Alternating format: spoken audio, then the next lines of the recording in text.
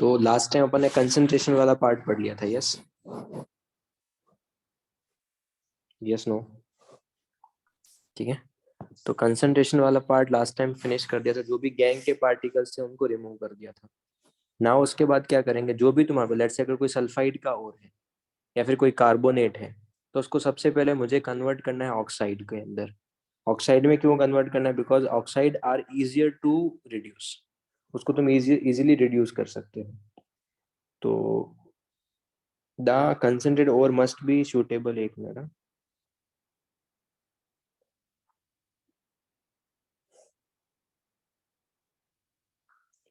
The concentrated ore must be suitable. The concentrated ore, एक मिनट। The concentrated ore must be converted to form the suitable. कुछ ऐसे इसमें convert करना ताकि उसका रिडक्शन इजीली हो। इसीलिए उसको किस में कन्वर्ट करते हैं? जो भी सल्फाइड ओर्स हैं are usually convert into the oxides before reduction. Oxides are the easier to reduce. उसके बाद तुम मेटल का आइसोलेशन कर सकते हैं। तो अभी अपने क्रूड ऑयल से मेरे को कंसंट्रेटेड ऑयल से अगर क्रूड मेटल ऑब्टेन करना है तो उसके दो प्रोसेस है। या तो तुम उसको ऑक्साइड में कन्वर्ट करो फर्स्टली, और जैसे ही ऑक्साइड में कन्वर्ट हो जाए उसके बाद उसका रिडक्शन करो। तो अभी अपना नेक्स्ट जो स्टेप है वो यही है। नेक्स्ट स्टेप में अपन सबसे पहले क्या करने वाले हैं, एक तो अपन उसके ऑक्साइड में कन्वर्ट करने वाले हैं। जैसे ही ऑक्साइड में कन्वर्ट होगा उसके बाद अपन उसका रिडक्शन करने वाले हैं। ऑक्साइड में करने के दो तरीके हैं। या तो तुम उसका कैल्सिनेशन कर सकते हो या फिर तुम उसका रोस्टिंग कर सकते हो। अगर तुम्हारे पास कोई भी सल्फाइड ओर है तो सल्फाइड ओर का हमेशा करते हैं रोस्टिंग, ऑलवेज। रोस्टिंग होता है एयर की प्रेजेंस में। और जो भी तुम्हारे पास कार्बोनेट्स है, जो भी रिमेनिंग है, कार्बोनेट्स हैं, ऑक्साइड्स हैं, हाइड्रो ऑक्साइड्स हैं, उन सब का अपन करते हैं कैल्सिनेशन। और कैल्सिनेशन में अपने को एयर की एब्सेंस में होता है कैल्सिनेशन। और जो तुम्हारे पास जो रोस्टिंग होता है एक फर्नेस में होता है, एक बीकर टाइप फर्नेस रहता है, उसके अंदर होता है। उसको बोलते हैं रिवर बैटरी फर्नेस, वो नीचे लिख के रखा है। तो हीटिंग में तुमको कैल्सिनेशन में क्या करता है, जनरली कैल्सिनेशन जो होता है मोस्टली जो होता है वो कार्बोनेट्स के लिए होता है। कार्बोनेट्स के साथ ऑक्साइड है, हाइड्रोक्साइड है, उनका भी तुम कैल्सिनेशन कर सकते हो।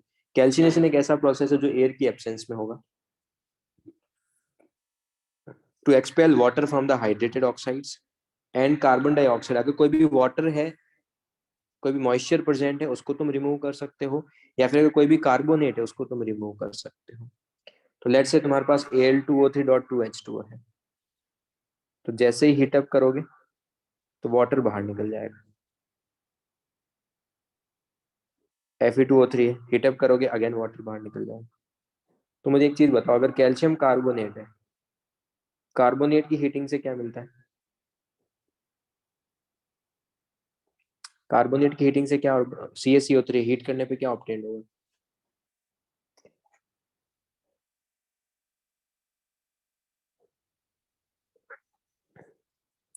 CaCO3 हीट करने पे क्या मिलेगा अपने को? CaO। एक तो मेरे पास क्या ऑब्टेन हो जाएगा, CaO, और एक मेरे पास क्या मिल जाएगा, CO2। तो मैंने उसको ऑक्साइड में कन्वर्ट कर दिया। लेट्स से MgCO3 है, करो हीट, क्या ऑब्टेन होगा? ZnCO3 है, करो ऑब्टेन क्या होगा? MgCO3 की हीटिंग से क्या मिलेगा? Very good. एक तो मिलेगा Mg और एक मिलेगा CO2। ZnCO3 से क्या मिलेगा? ZnO+CO2। Very good. तो कार्बोनेट की हीटिंग करने से क्या होगा, अगर तुम्हारे पास कभी भी हाइड्रेटेड सॉल्ट है, कोई भी हाइड्रोक्साइड है, उसकी हीटिंग करने से वाटर बाहर निकलेगा। कार्बोनेट की हीटिंग करने से CO2 बाहर निकलेगा। Again CO2, CO2, CO2, CO2। और सारे के सारे किस में कन्वर्ट हो जाएंगे? ऑक्साइड में कन्वर्ट हो जाएंगे। हीटिंग के फायदे क्या क्या हैं? जो भी मॉइस्चर है उसको रिमूव कर सकते हो। अगर कोई भी ऑर्गेनिक मैटर उसमें प्रेजेंट है तो वो डिकम्पोज हो जाता है, तो वो भी डिस्ट्रॉय कर सकते हो। अगर कोई भी हाइड्रोक्साइड है, कार्बोनेट्स है, उसको तुम उसके ऑक्साइड में कन्वर्ट कर सकते हो। और हीट करने से मेटल जो होता है वो पोरस हो जाता है, तो उस पर वर्किंग करना भी इजी हो जाता है। तो ये उसके एडवांटेज है कैल्सिनेशन के।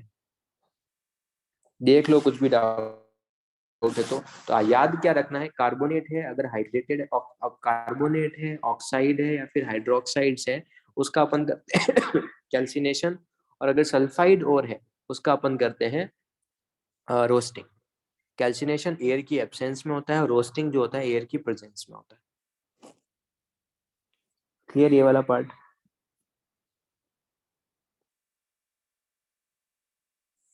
रोस्टिंग देख लेते हैं। रोस्टिंग क्या होगा, अगर कोई भी सल्फाइड जो है, मेटल सल्फाइड जो है, जनरली वो क्या करते हैं, ऑक्सीजन की प्रेजेंस में करते हैं। First thing, the removal of the excess sulphur content the sulphide ores by the heating of the excess of ore is called the roasting. किसमें करते हैं, रिवर बैटरी फर्नेस में करते हैं, बिलो इट्स मेल्टिंग पॉइंट और the fusion temperature. ऐसा नहीं करना है कि अपन ने इतना टेम्परेचर ले लिया कि वो खुद ही मेल्ट हो गया, वो चीज नहीं करनी, वो मेल्ट नहीं होना चाहिए।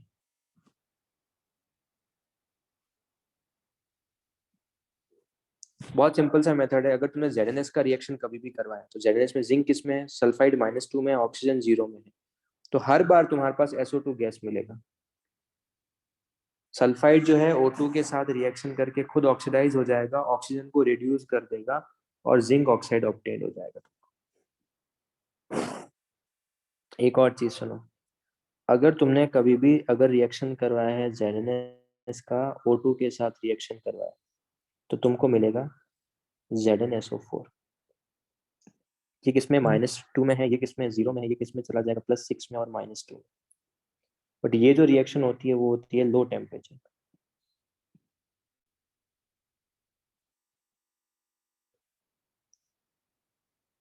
और अगर लो टेम्परेचर पे कोई भी रिएक्शन हो रहा है तो अगर ZnSO4 है,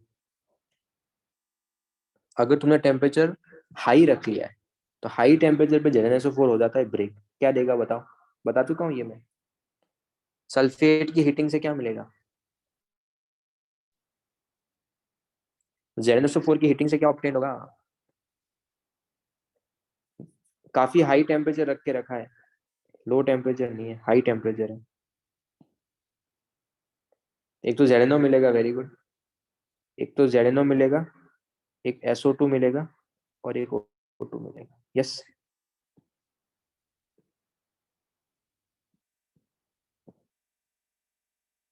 तो डिपेंड कि तुमने टेम्परेचर क्या देख के रखा है।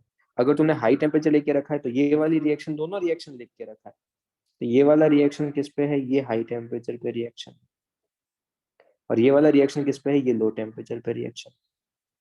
सर हाई टेम्परेचर पे इसने O2 लिखा क्यों नहीं है यहाँ पे, O2 भी लिखना चाहिए था। आई होप सबको समझ में आता है कि O2 क्यों नहीं लिखा है। यस,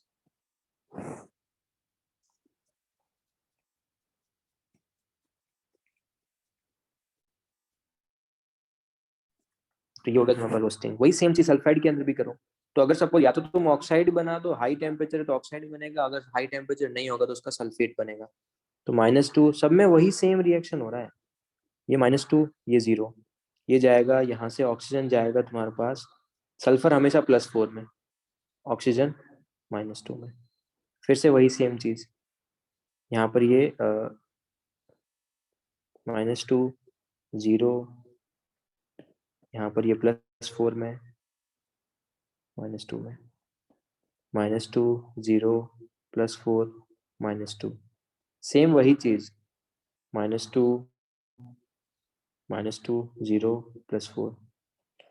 सल्फाइड अगर कभी भी ऑक्सीडाइज होगा तो लो टेम्परेचर पे SO4 2- में जाएगा।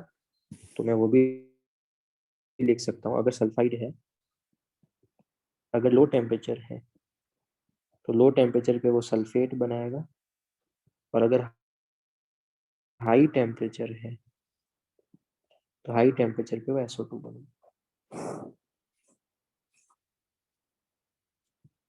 क्या होता है ऐसा जिससे SO2, हाई टेम्परेचर पे ये ब्रेक हो जाता है, सल्फेट SO2।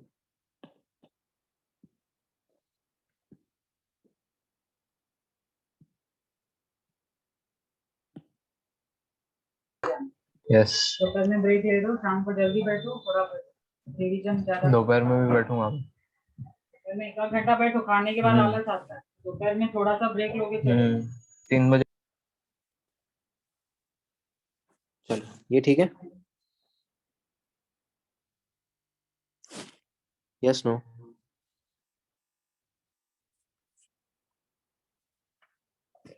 देखो, जो भी रोस्टिंग में एक और अच्छी चीज है, रोस्टिंग क्या करता है, ये काफी इंपॉर्टेंट पॉइंट है हर जगह, मतलब मैक्सिमम जो भी अपन एलिमेंट्स पढ़ेंगे उसमें अपन रोस्टिंग करेंगे। रोस्टिंग के फायदे पढ़े, क्या होता है इसमें, अगर जो भी सल्फर की इम्प्योरिटीज है, फास्फोरस की इम्प्योरिटीज है, एंटीमनी की इम्प्योरिटीज है, आर्सेनिक की इम्प्योरिटीज है, तो सब क्या करते हैं, अगर तुम रोस्टिंग कर रहे हैं एयर की प्रेजेंस में, तो जैसे एयर की प्रेजेंस में करोगे तो तुमको SO2 मिलेगा, तुमको P4O10 मिलेगा, तुमको Sb2O3 मिलेगा, तुमको AS2O3 मिलेगा। और ये सारे के सारे क्या हैं, ये सारे के सारे हैं वॉलेटाइल ऑक्साइड, और ये ऑलमोस्ट सब में रहता ही है इम्प्योरिटीज, सारे के सारे मेटल्स में कंसंट्रेशन के बाद ये इम्प्योरिटीज तो रहता ही है। तो इसको रिमूव करने के लिए अपन क्या करेंगे, वॉलेटाइल ऑक्साइड है तो जैसे ही एयर की प्रेजेंस में रिएक्शन कराओगे तो तुम्हारे ऑक्साइड बनेंगे और हट जाएंगे वहां से। तो एडवांटेज क्या क्या है इसके, एक तो ये वाला एडवांटेज, थर्ड एडवांटेज काफी इंपॉर्टेंट है, इम्प्योरिटीज ऑफ आर्सेनिक, एंटीमनी जो भी है उसको रिमूव कर सकते हो, इम्प्योरिटीज ऑफ सल्फर को भी रिमूव कर सकते हो, और फर्स्ट और थर्ड तो काफी इंपॉर्टेंट है, और सेकंड, हाँ मतलब सल्फाइड है उसको कन्वर्ट कर सकते हैं मेटल ऑक्साइड में। क्लियर?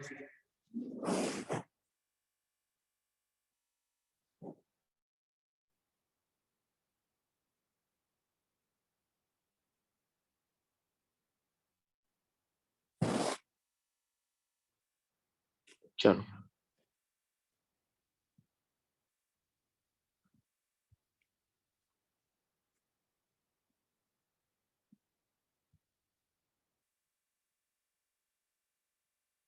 अब एक और चीज सुनो, नेक्स्ट वाला जो मैं तुमको बता रहा हूँ वो काफी इंपॉर्टेंट है, and that is called a self reduction.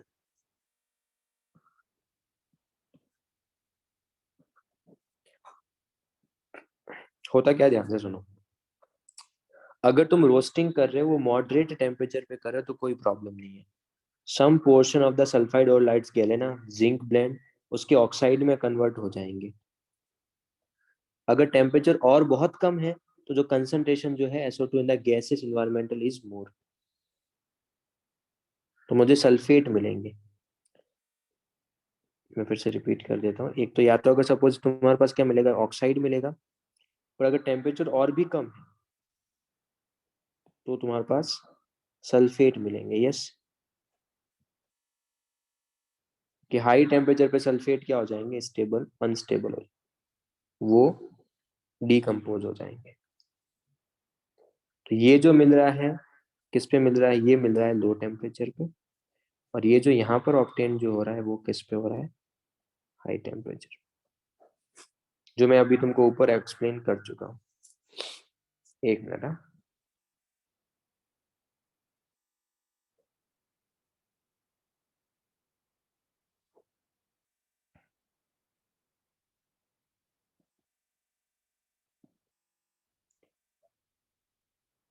Done.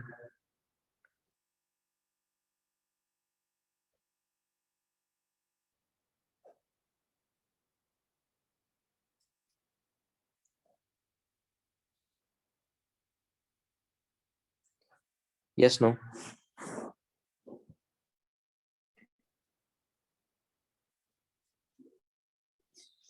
बोलो। बट इनकी एक खास बात है, ये जो है मैं अभी तुमको बता रहा हूँ, इनकी एक ध्यान से चीजें सुनना, ये मेटलर्जी में काफी इंपॉर्टेंट है, बहुत सारे क्वेश्चन आते हैं, कॉपर है, PB है, AG और एंटीमनी,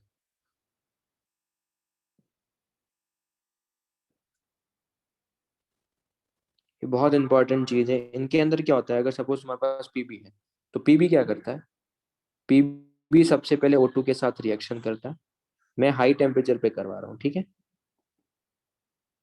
रिएक्शन हाई टेम्परेचर पे करवाए, तो पहले PB का ऑक्साइड मिलेगा और SO2 मिलेगा। ये जो PB का ऑक्साइड मिला है ना, ये खुद ही क्या करता है, ये जो सल्फाइड है इसके साथ रिएक्शन करके, सल्फाइड जो -2 में है ना, और यहाँ पर ये PB का ऑक्साइड है, तो ये खुद ही PB को रिड्यूस कर देता है, यहाँ पे खुद ही पीबी का रिडक्शन हो गया है।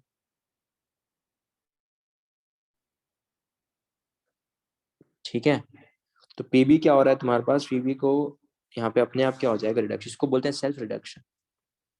तो अपना काम क्या था, अपने को ऑक्साइड में कन्वर्ट करना था, बट ऑक्साइड में कन्वर्ट करने के अलावा यहाँ पर मेन रोस्टिंग का पर्पस क्या था, मुझे ऑक्साइड में कन्वर्ट करना था, बट अगर टेम्परेचर बहुत ज्यादा होता है ना,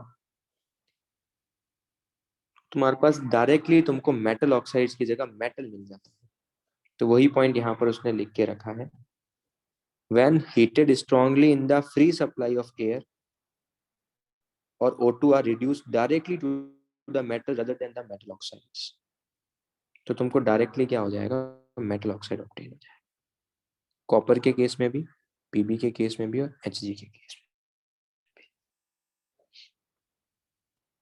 इसको क्या बोलते हैं, इसका बहुत सारा नाम है, इसको बोलते हैं सेल्फ रिडक्शन, ऑटो रिडक्शन, या फिर एयर रिडक्शन। और यहाँ पे जो SO2 ऑब्टेन्ड होता है ना, उसका तुम यूज कर सकते हो H2SO4 के मैन्युफैक्चरिंग में, जो तुम पी ब्लॉक में पढ़ोगे।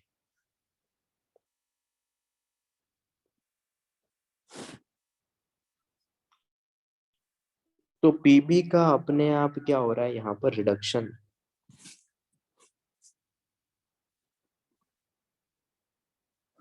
बच्चे अगर तुमको, सॉरी, अब हमको कैसे पता चलेगा कि सर कौन सा होगा, एक minute, when sulphate created the reaction is done high temperature.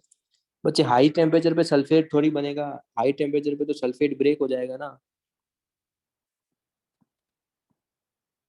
Yes Rajdeep. Yes sir. High temperature पे सल्फेट जो क्रिएट होगा वो तो ब्रेक हो जाएगा ना। Yes sir. ओके आदित्य, तेरा डाउट क्या है, मुझे समझ में नहीं आया।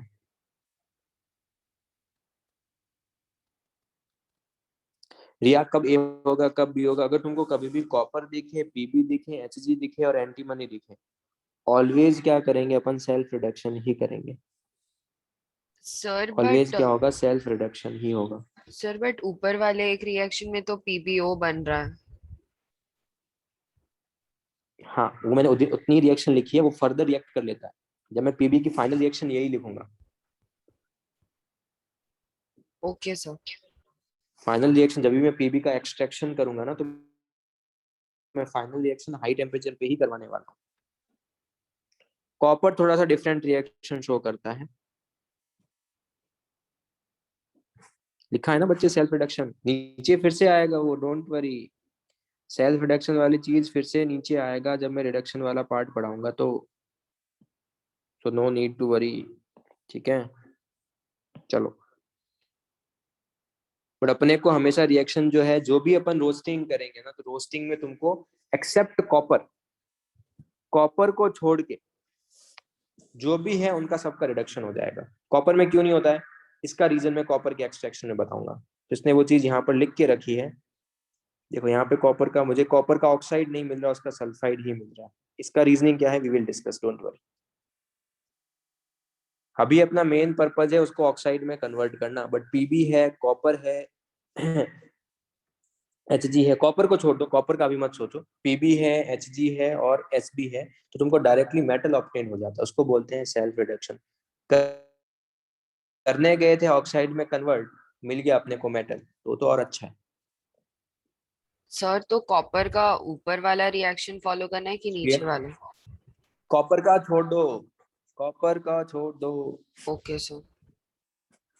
कॉपर का मैं अभी एक्सप्लेन नहीं करूंगा, जब कॉपर का एक्सट्रैक्शन पढ़ाऊंगा तो बताऊंगा, अभी मत इस पे दिमाग लगाओ इसमें। ठीक है,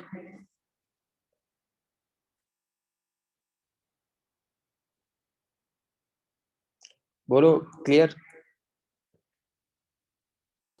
यस सर, ओके। तुमको अगर कंफ्यूजन हो रहा है, मैं एक चीज और करता हूँ, सुनो। तुम इसको भी हटा दो, पीबी वाले एग्जाम्पल को भी हटा दो, तुम जिंक वाले एग्जाम्पल ही रखो, क्योंकि पीबी का सेल्फ रिडक्शन है, तुमको फिर से डाउट आएगा कि पीबी का उधर क्यों लिखा।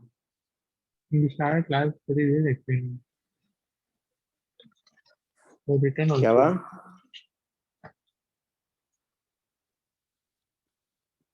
क्या बोल रहा है? What happened to your afternoon?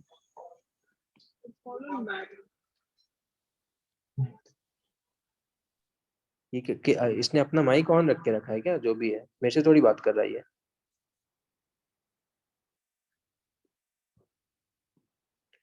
ठीक है, पीबी वाला एग्जांपल हटा दो सो दैट कोई कंफ्यूजन रहे नहीं। ठीक है।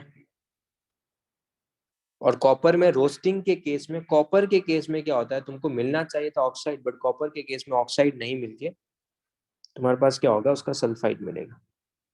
क्यों, उसका रीजन बताऊंगा। Just wait for the copper के एक्सट्रैक्शन के लिए, नेक्स्ट क्लास में इसका रीजनिंग हो जाएगा। और अगर तुम्हारे पास पीबी है, एचजी है, तो उसका क्या होता है, जैसे ऑक्साइड मिलता है उसका खुद का रिडक्शन होकर फिर से पीबी ऑब्टेन हो जाता है। क्लियर यहां तक सबको? फिर से तुमको एक फाइनल चीज बता देता हूँ कि अगर तुम्हारे पास कभी भी मॉडरेट टेम्परेचर है, तो मॉडरेट टेम्परेचर में अगर सपोज या तो तुम्हारे पास क्या होगा, ZnO मिलेगा या फिर ZnSO4 मिलेगा। लो टेम्परेचर पे ZnSO4, हाई टेम्परेचर पे ZnO। और अगर तुम्हारे पास कॉपर है, पीबी है, एचजी है, एंटीमनी है, तो वो क्या करेंगे, फर्दर उनका सेल्फ रिडक्शन होकर डायरेक्ट मेटल ही ऑब्टेन हो जाएगा, मेटल ऑक्साइड के इंस्टेंट। साथ ही साथ एक वही सेम पॉइंट जो ऊपर लिखा था उसको फिर से यहाँ पर लिख के रखा है, कोई भी इम्प्योरिटीज है तो वॉलेटाइल के फॉर्म में बाहर निकल जाएगी, जिसको तुम रिमूव कर सकते हो चिमनी से। These oxides are volatile and hence escape as gases through the chimney.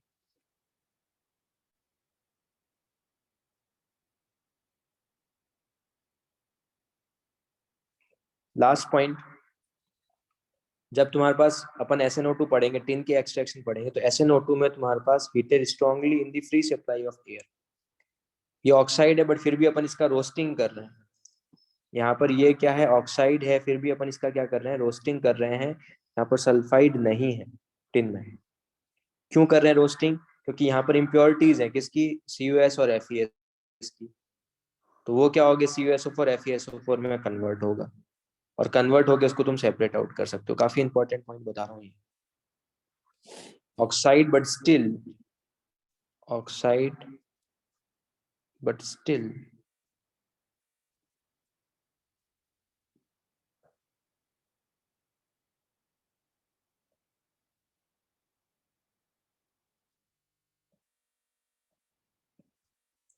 Done.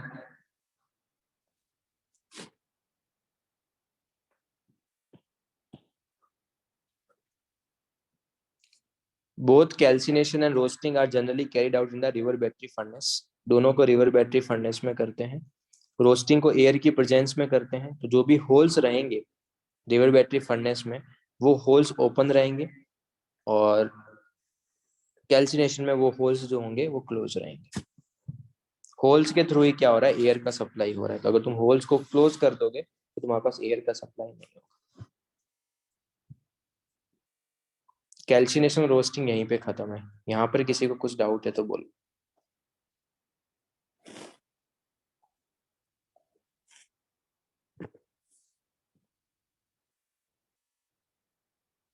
कुछ डाउट यहाँ तक? Yes no?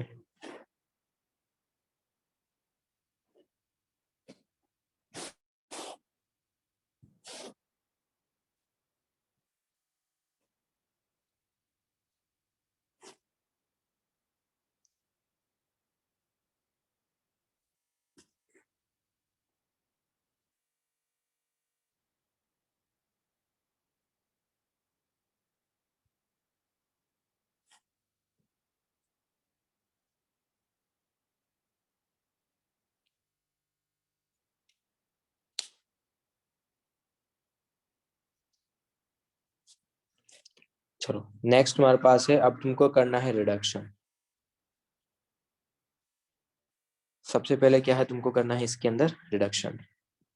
तो रिडक्शन के लिए कार्बन काफी अच्छा रिड्यूसिंग एजेंट है।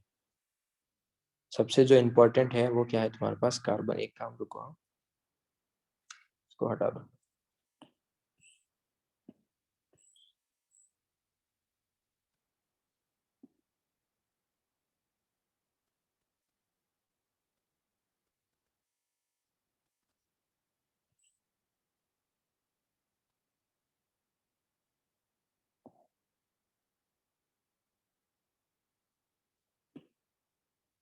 कार्बन तुम्हारे पास काफी अच्छा रिड्यूसिंग एजेंट है।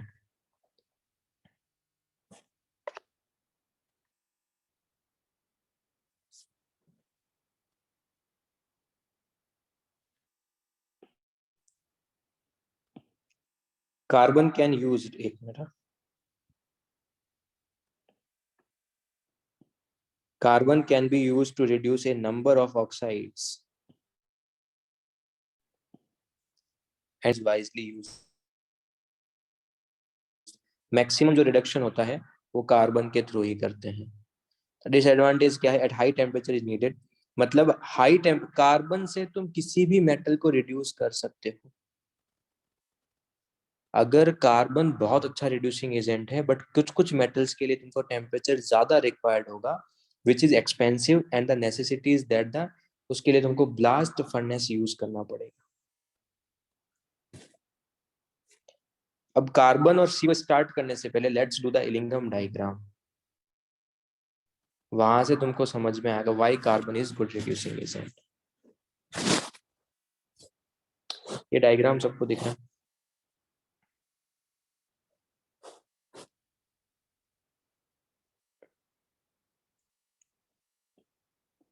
डायग्राम किस किस के बीच में? ग्राफ जो है तुम्हारे पास, ग्राफ है, एक मिनट,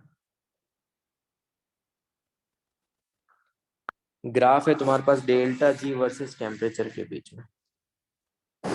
ग्राफ तुमको गिवन देके के रखा है डेल्टा जी वर्सेस टेम्परेचर के बीच में. मैंने यहाँ पर ये पॉइंट लिए हैं. जैसे इस टेम्परेचर पे मैंने क्या किया है, मैंने 2 पॉइंट लिए, एक यहाँ पर कट करेगा, एक यहाँ पर कट करेगा. इसके करस्पॉन्डिंग डेल्टा जी का वैल्यू मैंने -x लिया है, इसके करस्पॉन्डिंग मैंने डेल्टा जी का वैल्यू -y लिया है. ये वाली रिएक्शन एल्यूमिनियम की है, ये वाली रिएक्शन मैग्नीशियम की है.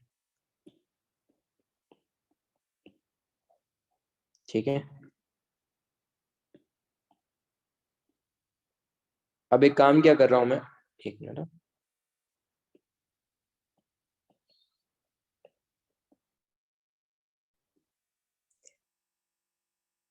तुम ये काम कर, ये करो 2 - 1 कर लो. तो जैसे ही 2 - 1 करोगे तो क्या सबको एक चीज ये समझ में आता है कि ये वाला रिएक्शन होगा.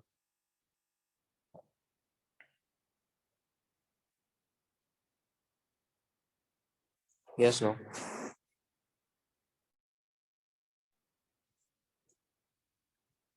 अगर मैं 2 - 1 करूंगा तो ये वाला रिएक्शन आएगा क्या?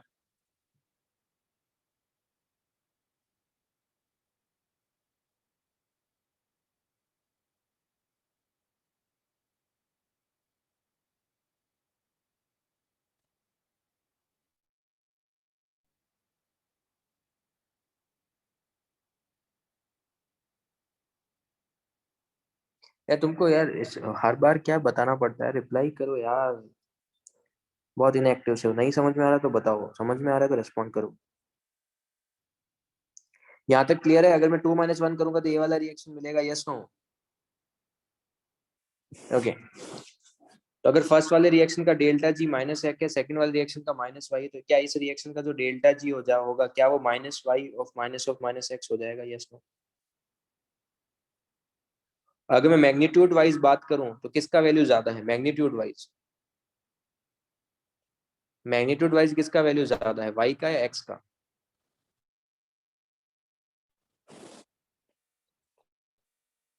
मैग्नीट्यूड वाइज बच्चे y ज्यादा है ना. तो अगर तुमको वैसे भी समझ में नहीं आया तो इसको -1050 ले लो, इसको -1000 ले लो. तो मैं अगर मैग्नीट्यूड वाइज कंपेयर करूंगा तो क्या आएगा, y का मैग्नीट्यूड ज्यादा है किससे, x से. या फिर मैंने वैल्यू भी ले लिया है तुम्हारे अंडरस्टैंडिंग के लिए. तो लेट्स से अगर ये -1550 है तो ये कितना होगा, ये 1000 होगा. तो डेल्टा जी कितना आया, -50. तो डेल्टा जी कितना आया, नेगेटिव. डेल्टा जी नेगेटिव मतलब रिएक्शन क्या होगा, स्पॉन्टेनियस. अब एक स्टेटमेंट सुनो,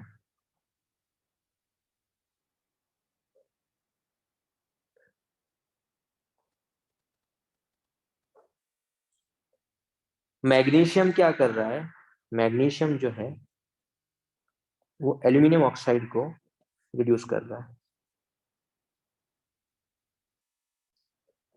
तो जो भी लोअर वाला मेटल है ना, वो हायर वाले मेटल ऑक्साइड को रिड्यूस कर देगा.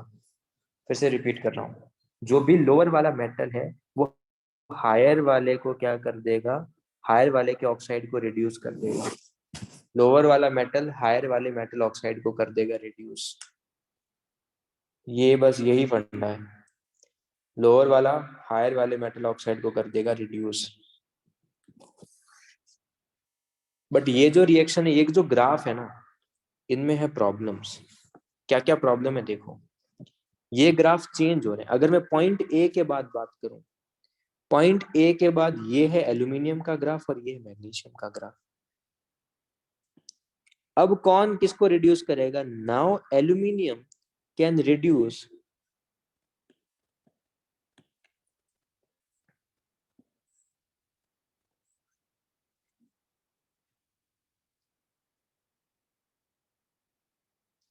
एल्यूमिनियम जो है मैग्नीशियम को +2 से 0 में क्या कर देगा? रिड्यूस। तो यहाँ पर एल्यूमिनियम क्या है? अच्छा रिड्यूसिंग एजेंट है। तो पॉइंट ए से पहले मैग्नीशियम एल्यूमिनियम को एल्यूमिनियम ऑक्साइड से रिड्यूस कर देगा, और पॉइंट ए के बाद में एल्यूमिनियम जो है मैग्नीशियम ऑक्साइड को रिड्यूस कर देगा। तो जो नीचे है ना, वो ऊपर वाले के ऑक्साइड को रिड्यूस कर देगा। क्या ये पॉइंट सबको समझ में आता है? क्यों कर देगा? इन सब रिएक्शंस का जो डेल्टा जी निकालोगे ना तुम उस टेम्परेचर रेंज पे, तो वो नेगेटिव आएगा। तो वो क्या आएगा? नेगेटिव। अब बहुत माइन्यूट माइन्यूट से इंफॉर्मेशन है जो मैं तुमको यहाँ पर तुमको बताने वाला हूँ, तो ध्यान से उन चीजों को सुनना।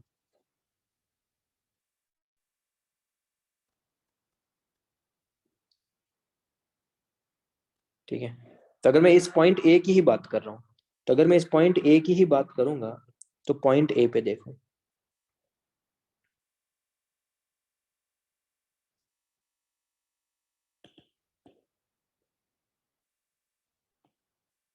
ये टेम्परेचर होता है 1350 डिग्री सेल्सियस।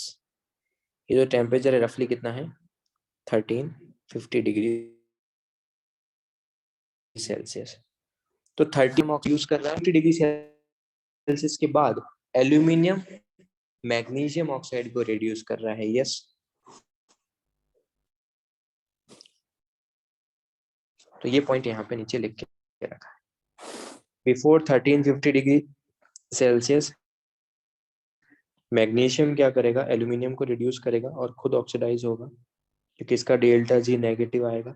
और after 1350 degree Celsius aluminium magnesium को रिड्यूस करेगा और खुद ऑक्सीडाइज होगा, इसका डेल्टा जी नेगेटिव आएगा। क्लियर ये वाला पॉइंट सबको? Yes no? चलो अब बात करते हैं कार्बन की 3 रिएक्शंस की। कार्बन की 3 रिएक्शन है। या तो कार्बन क्या करेगा? हाफ O2 के साथ रिएक्शन करके CO गैस बनाएगा, या फिर कार्बन सॉलिड क्या करेगा? O2 के साथ रिएक्शन करके CO2 गैस बनाएगा, या फिर कार्बन मोनोऑक्साइड क्या करेगा? हाफ O2 के साथ रिएक्शन करके CO2 गैस बनाएगा। तो मुझे एक चीज बताओ, फर्स्ट वाली रिएक्शन का डेल्टा एन जी कितना है? Delta n g gases product of reactant minus gases product, gases stoichiometry of product minus stoichiometry of reactant, gases product के लिए सिर्फ। तो क्या सबको एक चीज ये समझ में आता है? यहाँ पर CO का स्टोइचियोमेट्री कितना है? CO का स्टोइचियोमेट्री है 1, और यहाँ पर CO2 का स्टोइचियोमेट्री कितना है? CO2 का स्टोइचियोमेट्री है हाफ। यहाँ पर इसका भी 1, यहाँ पर इसका भी 1 और इसका भी 1, यहाँ पर इसका हाफ, यहाँ पर इसका 1 और इसका 1।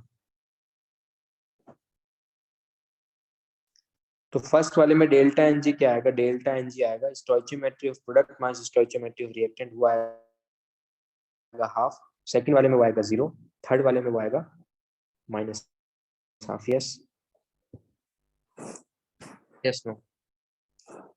अगर नंबर ऑफ गैसेस मोल्स बढ़ रहे हैं तो एंट्रोपी क्या होगा? बढ़ेगा या कम होगा? अगर लेफ्ट टू राइट जाने पे अगर नंबर ऑफ गैसेस मोल्स बढ़ रहे हैं तो एंट्रोपी भी क्या होगा? वो भी बढ़ेगा। यस, एंट्रोपी क्या है? पॉजिटिव। तो यहाँ पर एंट्रोपी क्या है? यहाँ पे एंट्रोपी क्या है? पॉजिटिव।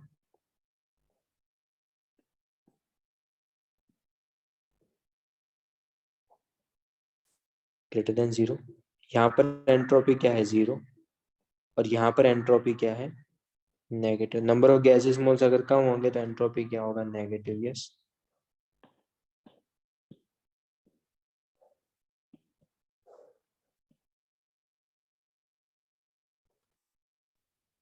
अब तुमको डेल्टा जी पता है, तो डेल्टा जी में ये टी डेल्टा एस है।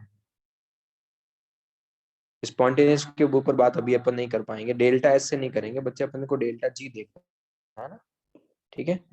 तो अब टेम्परेचर बढ़ाओ, तो ये पॉजिटिव है, तो टेम्परेचर बढ़ाओगे तो टी डेल्टा एस क्या होगा, टेम्परेचर इंक्रीज करने पे टी डेल्टा एस का क्या होगा, ये बताओ।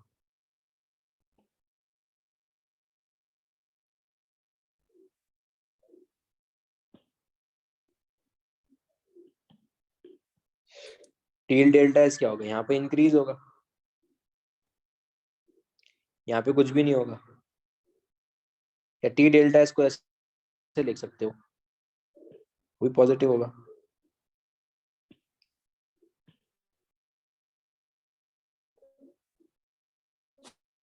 यस। टेम्परेचर बढ़ाओगे तो अगर डेल्टा एस पॉजिटिव है तो टी डेल्टा एस भी बढ़ेगा, टी डेल्टा एस बढ़ेगा, ठीक है। अगर टेम्परेचर, और अगर तुम्हारे पास एंट्रोपी नेगेटिव हो, टेम्परेचर बढ़ाओगे तो टी डेल्टा एस कम होगा। यस। अब डेल्टा जी बताओ, तो फर्स्ट वाले में अगर टी डेल्टा एस बढ़ रहा है, टी डेल्टा एस अगर इंक्रीज हो रहा है तो डेल्टा जी क्या होगा, डिक्रीज होगा। डेल्टा जी क्या होगा, तो टेम्परेचर बढ़ाने पे डेल्टा जी क्या हो रहा है, डिक्रीज हो रहा है। टेम्परेचर बढ़ाने पे डेल्टा जी का क्या हो रहा है, कुछ भी नहीं हो रहा, कांस्टेंट, नो चेंज, ऐसे लिख लो।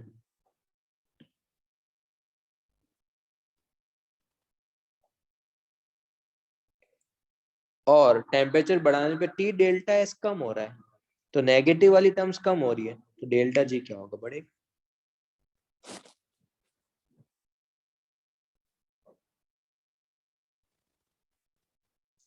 तो सबसे फर्स्ट चीज क्या है, कार्बन सॉलिड अगर कार्बन मोनोऑक्साइड बना रहा है तो उसका डेल्टा जी क्या हो रहा है, टेम्परेचर बढ़ाने पे कम हो रहा है। अगर CO2 गैस बन रहा है उसका कांस्टेंट है, अगर CO2 गैस कार्बन मोनोऑक्साइड से बन रहा है उसका बढ़ रहा है। Yes, yes, no. तो ये ग्राफ समझ में आता है सबको।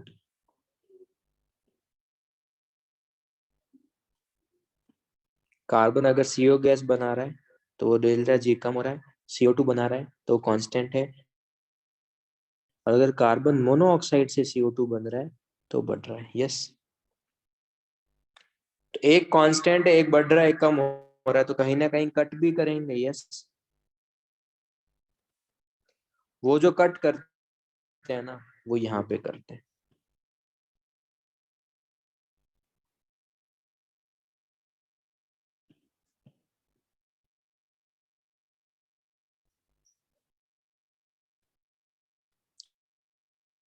डन।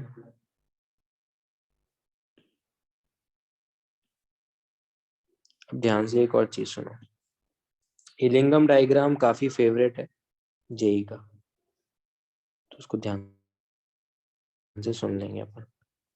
यहाँ पर लेट से कोई एक मेटल है, वो O2 के साथ कंबाइन होके MOX बना रहा है,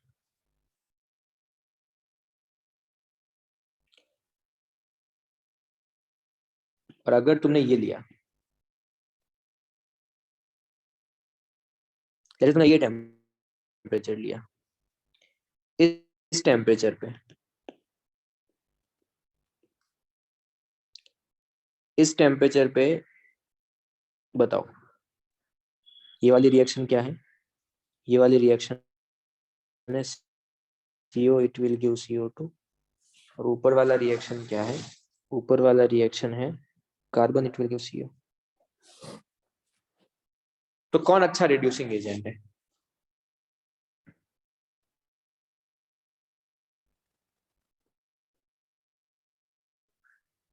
कौन मेटल ऑक्साइड को इजीली रिड्यूस कर देगा, CO या फिर कार्बन। जो नीचे है वो मेटल ऑक्साइड को रिड्यूस करेगा, जो ऊपर है वो मेटल ऑक्साइड को रिड्यूस करेगा। सबसे आंसर चाहिए यार मेरे को। Okay Tanmay, okay Shivani, okay Riddhesh, okay Shravya, okay Dev, okay Rajdeep, okay very good, good good good. तो जो नीचे होगा वो ऊपर वाले के मेटल ऑक्साइड को रिड्यूस कर देगा। तो here CO is good reducing agent, क्योंकि उसका डेल्टा जी डेफिनेटली क्या आएगा, उस रिएक्शन का डेल्टा जी नेगेटिव आएगा। ठीक है, अगर मैंने ये टेम्परेचर ले लिया, इस टेम्परेचर की बात करूंगा, ये वाला टेम्परेचर है,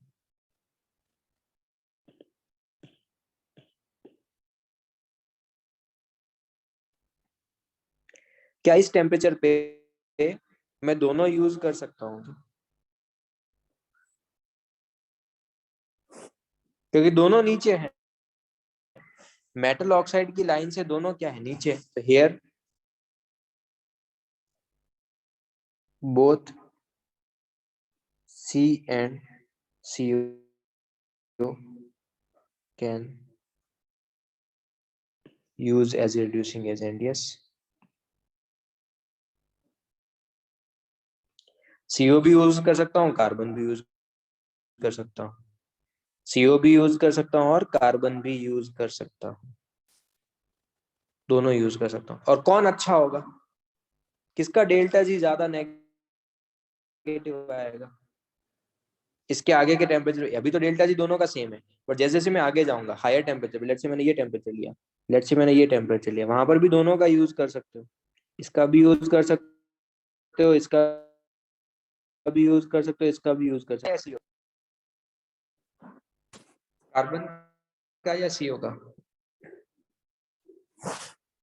कार्बन का।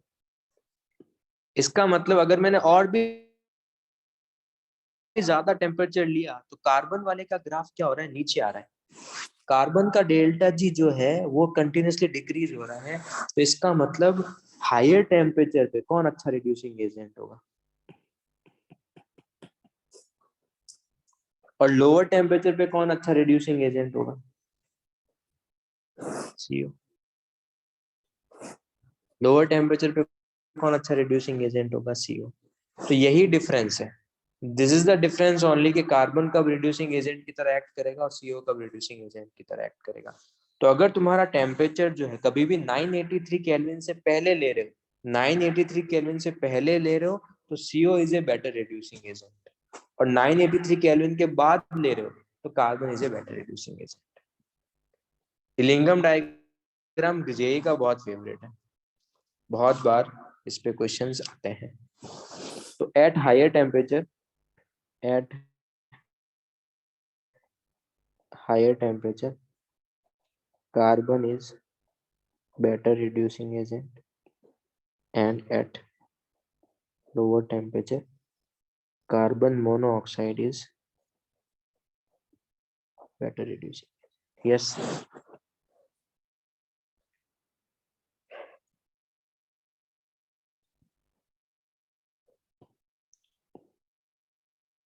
so below 983 Kelvin, CO plus CO2 is more favored due to the more delta G negative value. Thus CO is a better reducing agent than carbon.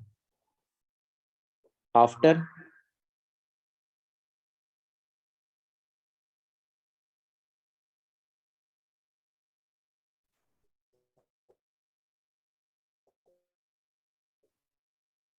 carbon is a better reducing agent. Let's say if I take this metal oxide, zinc plus O2, it will give ZnO.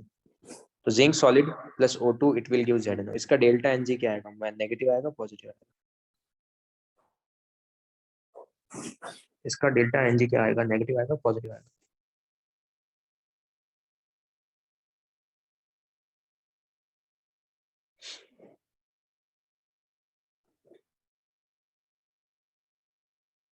Delta Ng क्या है, negative. तो temperature बढ़ाओगे तो T delta S क्या होगा, T delta S कम होगा, T delta S कम होगा तो delta G क्या होगा, बढ़ेगा। यस, तो सारे के सारे मेटल ऑक्साइड के सबके ग्राफ देखो बढ़ रहे हैं, कार्बन को छोड़ के जितने भी ग्राफ है ना वो सारे बढ़ रहे हैं। कार्बन को छोड़ के जितने भी ग्राफ हैं वो सारे के सारे क्या हो रहे हैं, इंक्रीज हो रहे हैं। तो क्या मैं ऐसा बोल सकता हूँ कि तो कार्बन का ग्राफ डिक्रीज हो रहा है, बाकी सारे ग्राफ इंक्रीज हो रहे हैं, तो कार्बन हर ग्राफ को कहीं ना कहीं तो कट करेगा ही। यहाँ पे जिंक को यहाँ कट किया, Fe को यहाँ कट किया, मैग्नीशियम को यहाँ कट किया, एल्यूमिनियम को यहाँ कट किया, तो कार्बन हर एक ग्राफ को कहीं ना कहीं कट करके सबसे नीचे तो जाएगा ही। तो can I simply say that carbon जो है किसी भी मेटल ऑक्साइड को रिड्यूस कर सकता है एक पर्टिकुलर टेम्परेचर के बाद। फिर से रिपीट कर रहा हूँ, कार्बन का ग्राफ नीचे जा रहा है, बाकी सबके ग्राफ ऊपर जा रहे हैं, तो कार्बन हर ग्राफ को कहीं ना कहीं तो कट करेगा। तो कार्बन हर ग्राफ के लिए कभी ना कभी तो नीचे जाएगा। तो एक पर्टिकुलर टेम्परेचर के बाद कार्बन को तुम यूज कर सकते हो as a reducing agent. Yes no?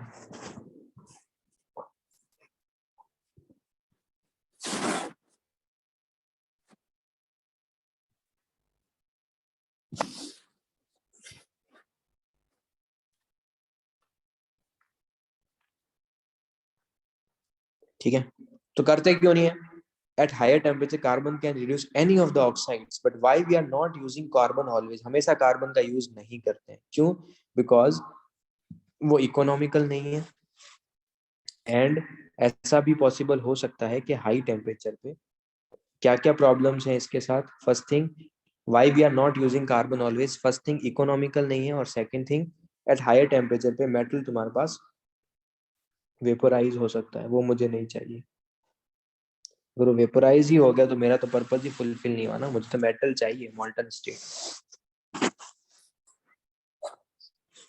Yes,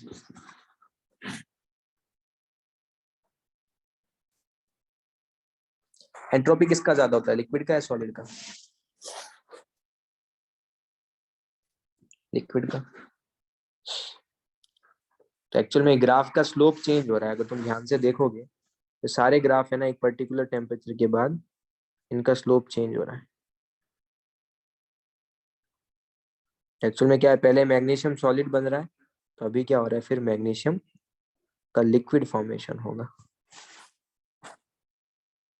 तो इसीलिए शार्प चेंजेस आ रहे हैं। स्लोप चेंज होने का मतलब ही वही है कि वो फेज ट्रांजिशन कर रहा है।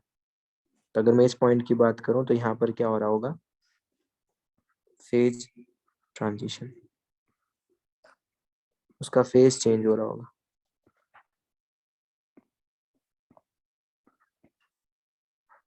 डन?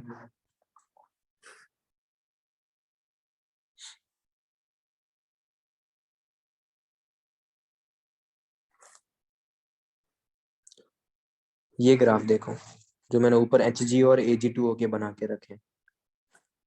तो अगर मैं इस टेम्परेचर की बात करूं, इस टेम्परेचर की, ये मैंने कोई भी रैंडम पॉइंट लिया, इस टेम्परेचर पे ये रिएक्शन क्या होगा, Ag plus O2 it will give Ag2O। इसका डेल्टा जी क्या है, पॉजिटिव या नेगेटिव है? डेल्टा जी जीरो ये रहा, तो उस पॉइंट पे डेल्टा जी क्या है, पॉजिटिव या नेगेटिव? पॉजिटिव। डेल्टा जी क्या है तुम्हारे पास, पॉजिटिव। तो फॉर्मेशन का डेल्टा जी पॉजिटिव है, तो उल्टी रिएक्शन का डेल्टा जी क्या होगा, नेगेटिव होगा। यस, अगर फॉर्मेशन का डेल्टा जी पॉजिटिव है तो उल्टी रिएक्शन का डेल्टा जी क्या होगा, नेगेटिव होगा। अगर उल्टी रिएक्शन का डेल्टा जी नेगेटिव है तो वो वाली रिएक्शन क्या होगी, स्पॉन्टेनियस। Yes no?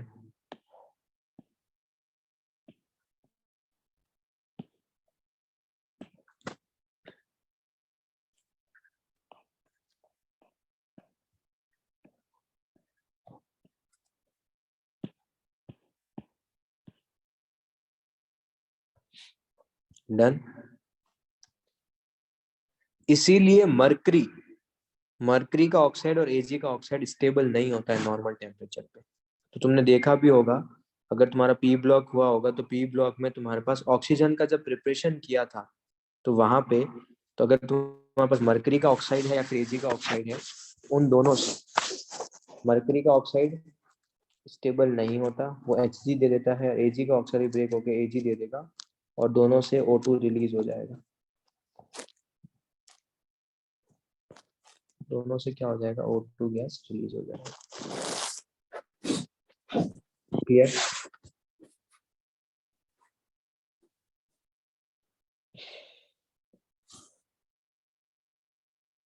ये सारे पॉइंट्स नीचे लिखे हुए भी, बट मैं इसको ग्राफ से ही एक्सप्लेन कर रहा हूँ। एक और चीज देखो, अगर तुम ध्यान से देखोगे, ये तुम्हारे पास कार्बन का लाइन, ये वाला लाइन कौन सा है, ये है carbon, it will give CO। ये जो लाइन है तुम्हारे पास है, ये है carbon, it will give CO2। और ये वाला जो लाइन है वो तुम्हारे पास है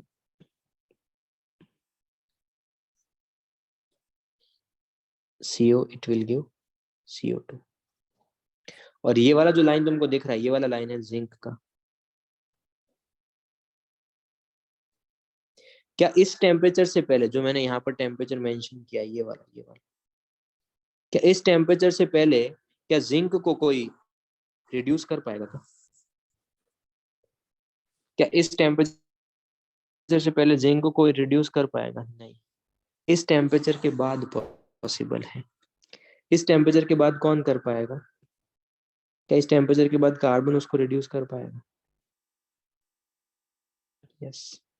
तो ये टेम्परेचर भी ध्यान रखना है कि पूरा डायग्राम याद करना है, नहीं, डायग्राम पूरा याद नहीं करना है, उसकी कुछ कुछ इन्फॉर्मेशन जो है वो मैं यहाँ पे लिख रहा हूँ। सॉरी, कुछ कुछ टेम्परेचर भी तुमको याद रखने पड़ेंगे, ठीक है? सर जिंक को एल्यूमिनियम और Mg नहीं करेंगे क्या रिड्यूस? वो भी तो है। वो कर सकते हैं, मैं अभी तेरे को सिर्फ कार्बन बता रहा हूँ बच्चे। अच्छा। उस टेम्परेचर पे एल्यूमिनियम और Mg कर सकते हैं, बट अपन मैं तेरे को कार्बन बता रहा हूँ। Yes sir. तो ये जो टेम्परेचर होता है वो होता है रफली 907 डिग्री सेल्सियस।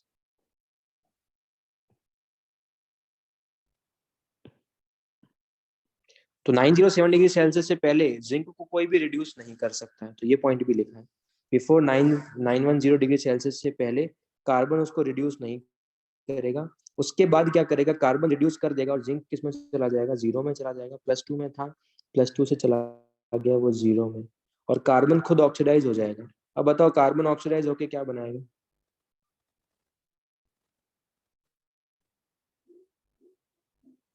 कार्बन ऑक्सीडाइज होके क्या बनाएगा बताओ? CO बनाएगा, CO2 बनाएगा? CO बनाएगा। तो मतलब CO बनेगा या CO2 बनेगा? देखो, क्योंकि कार्बन यहाँ पर ये वाली रिएक्शन हो रहा है, ये वाला, यहाँ पर ये वाला रिएक्शन हो रहा है। तो अगर ये वाला रिएक्शन हो रहा है तो तुम्हारे पास डेफिनेटली क्या बनेगा, CO। क्या ऑब्टेन्ड होगा यहाँ से, CO।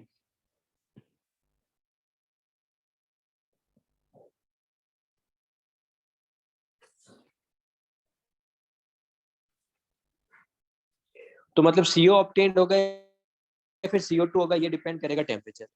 तो कार्बन तो तुम्हारे पास ऑक्सीडाइज होकर CO बनाएगा या फिर CO2 बनाएगा, वो भी किस पर डिपेंड करेगा, टेम्परेचर पे। क्या ये पॉइंट सबको क्लियर?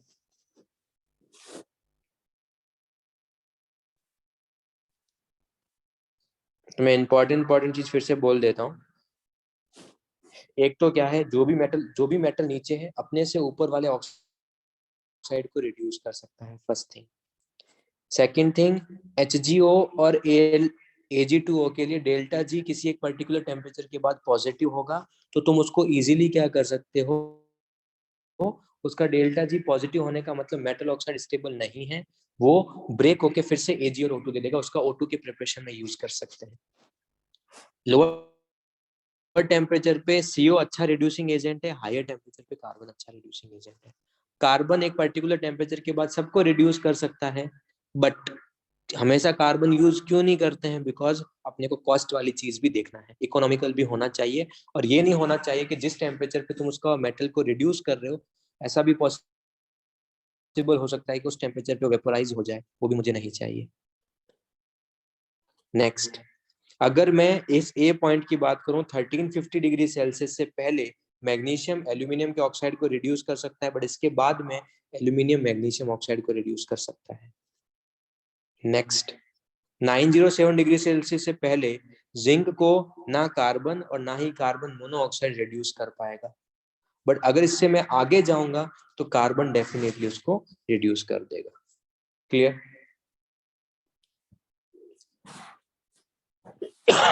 सॉरी, तो हो गया सब कुछ।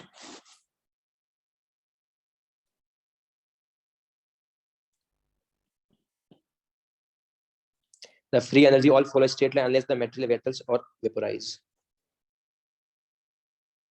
ये सारे पॉइंट्स एक बार गो थ्रू कर लेते हैं। ये सारे पॉइंट्स मैं रिपीट कर चुका हूँ, बस वही चीज देखनी है।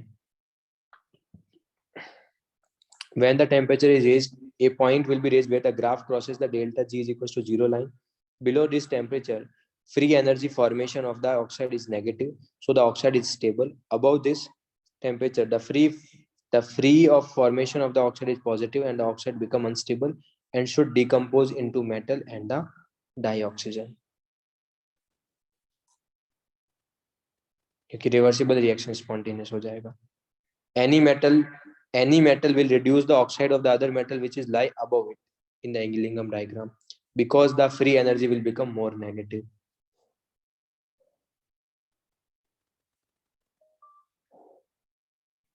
Two graph at a particular temperature, तो टेम्परेचर के बेसिस पे you will decide कि क्या होगा। 983 केल्विन से पहले CO अच्छा रिड्यूसिंग एजेंट, उसके बाद में कार्बन अच्छा रिड्यूसिंग एजेंट। क्लियर? क्या एल्यूमिनियम, अब मुझे एक चीज बताओ, क्या एल्यूमिनियम 800 डिग्री सेल्सियस पे मैग्नीशियम के ऑक्साइड को रिड्यूस कर सकता है? क्या एल्यूमिनियम 800 डिग्री सेल्सियस पे मैग्नीशियम के ऑक्साइड को रिड्यूस कर सकता है? यस और नो? नहीं। तो इसने एक रीजन पूछा है, क्वेश्चन देखो क्या है। Aluminium can reduce chromium but can not reduce the oxide of magnesium and calcium at 800 degree Celsius. Explain. Diagram से देख सकते हो 800 डिग्री सेल्सियस पे क्या हो रहा है। ए मेटल 800 डिग्री सेल्सियस पे ऑक्साइड का फॉर्मेशन जो है एल्यूमिनियम का ऊपर है, तो वो नहीं कर पाएगा।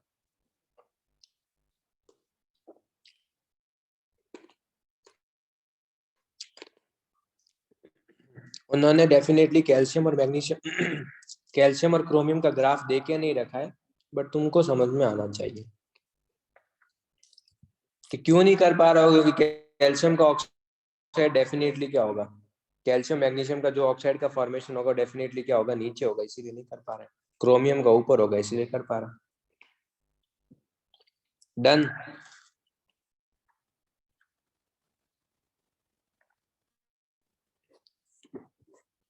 वही सेम चीज उन्होंने यहाँ पर भी लिख के रखा है, एक बार जस्ट गो थ्रू कर लेना। वही सेम चीज जो ऊपर लिख के रखा है वही यहाँ पर है। जो पॉइंट मैंने मेंशन किया ना बच्चे, वो याद रखना है तुम, सारे मत याद रखना। एल्यूमिनियम, मैग्नीशियम, जिंक और तीनों कार्बन वाले, बस इनफ। चलो, लिमिटेशन क्या है इलिंगम डायग्राम की? इलिंगम डायग्राम ये बताता है कि थर्मोडायनेमिकली कौन सी रिएक्शन पॉसिबल है, पर अपने को थर्मोडायनेमिक्स के साथ साथ काइनेटिकली भी देखना पड़ता है कि रिएक्शन ऐसा थोड़ी कि थर्मोडायनेमिकली पॉसिबल है बट रिएक्शन की रेट ऑफ रिएक्शन बहुत कम है, तो ये रेट ऑफ रिएक्शन की बात नहीं करता। This graph simply indicates whether reaction is possible और not. The tendency of reduction with a reducing agent वो उसको इंडिकेट करेगा। It does not say about the kinetics of the reduction process, मतलब उसका काइनेटिक्स कैसा है, फेवर होगी या नहीं होगी, उसके बारे में कुछ भी कमेंट नहीं करता। और अपन अज्यूम कर रहे हैं क्योंकि जो ग्राफ मैंने प्लॉट करके रखा है, ये ग्राफ किसका है? ये ग्राफ है डेल्टा जी का।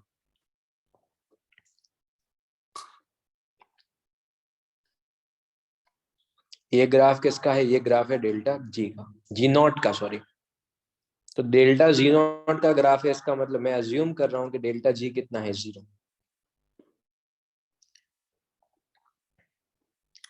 और मैं यहाँ पे ये भी अजम्पशन ले रहा हूँ कि सारी की सारी रिएक्शन जो है इक्विलिब्रियम पे है, जो कि नहीं है, बट और कोई मेथड नहीं है जहां से तुम कमेंट कर सकते हो। क्या ये पार्ट सबको क्लियर यहाँ तक?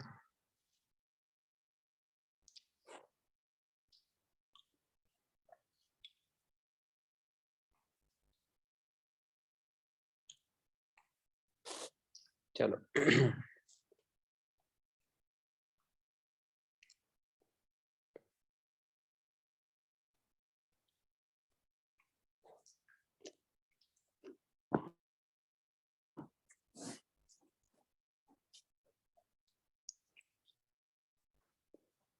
क्या मैं ऐसा बोल सकता हूँ ये सारी की सारी हाई टेम्परेचर पे रिएक्शन हो रही होगी, तभी कार्बन अच्छा रिड्यूसिंग एजेंट है, और ये सारी की सारी लो टेम्परेचर पे हो रही होगी, तभी यहाँ पे CO अच्छा रिड्यूसिंग एजेंट है।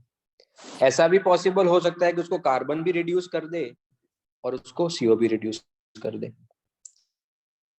यस, ऐसा भी पॉसिबल हो सकता है इसको कार्बन भी रिड्यूस कर दे, उसको CO भी रिड्यूस कर दे। यस, अपने को सिर्फ ग्राफ देखना है, ग्राफ से भी विल आइडेंटिफाई। अगर दोनों ग्राफ, कार्बन का ग्राफ भी नीचे है, कार्बन मोनो किसी पर्टिकुलर टेम्परेचर पे अगर कार्बन का ग्राफ भी नीचे है, कार्बन मोनोऑक्साइड का ग्राफ भी नीचे है, तो उसके ऑक्साइड को वो मेटल के ऑक्साइड को मेटल में रिड्यूस कर सकते हैं।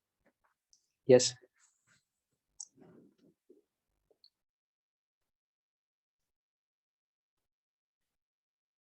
बट कैल्शियम के लिए और मैग्नीशियम के लिए तुम सर अपन कार्बन यूज क्यों नहीं कर रहे हैं? उसका एक रीजन है। क्या कैल्शियम के साथ क्या करता है, कैल्शियम को रिड्यूस करने के लिए एल्यूमिनियम का यूज कर सकते हो किसी एक पर्टिकुलर टेम्परेचर के बाद। Carbon and carbon monoxide reduction process usually carried in blast furnace में करते हैं। Roasting calcination river battery furnace में, रिडक्शन जो भी हो रहा है इसको करते हैं ब्लास्ट फर्नेस में। इसके कार्बन की कुछ डिसएडवांटेज भी हैं। कार्बन का अगर कैल्शियम के साथ रिएक्शन करवाओगे तो CaC2 कार्बाइड बना लेता है। मिलना कैल्शियम चाहिए था बट कार्बाइड मिल जाएगा, इसके लिए इसका मतलब यहाँ पर we can't use carbon as a reducing agent.